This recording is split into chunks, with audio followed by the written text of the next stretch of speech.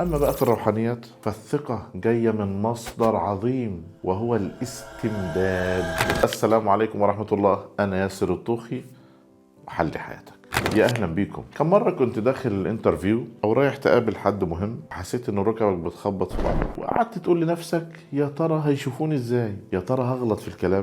المشكلة إن إحنا بنفتكر إن الثقة بالنفس هي إنك تكون كامل وما بتغلطش، بس الحقيقة إن الثقة إنك تكون مقبول عند نفسك حتى وإنت بتغلط.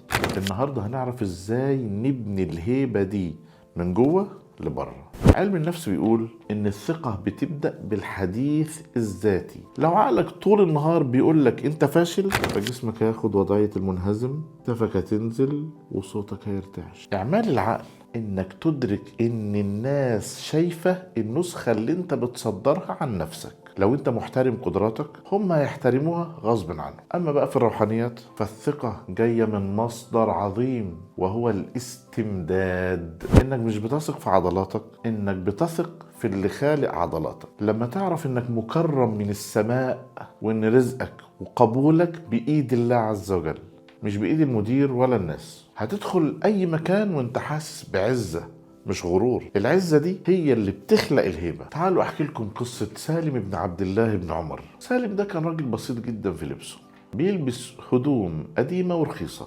في مرة دخل على الخليفة سليمان بن عبد الملك في المجلس بتاعه اللي كله وزراء وأمراء ولابسين من أفخر الثياب. تخيلوا بقى، سالم دخل بكل ثقة وقعد جنب الخليفة وبدأ يكلمه وينصحه بمنتهى القوة والرزانة. واحد من الوزراء استغرب جدا وسأل كيف يجرؤ هذا الرجل بملابسه هذه أن يجلس هكذا؟ الرد جاله من قلب الواقع، إنها عزة العلم والتقوى.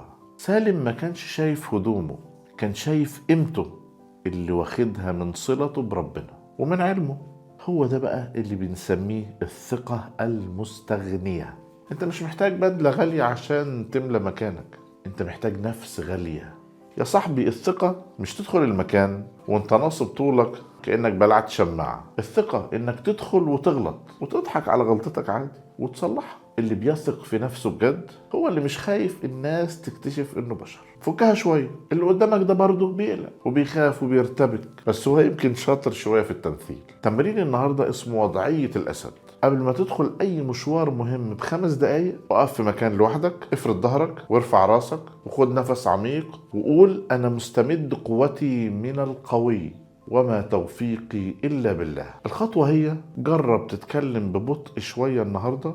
السرعة في الكلام علامة ارتباك، والهدوء علامة ثقة. املك لسانك تملك حضورك. واشوفكم الحلقة الجاية في خطوة جديدة للأعلى وحل حياتك. ولو حياتك حلوة الله يزيدك حلا.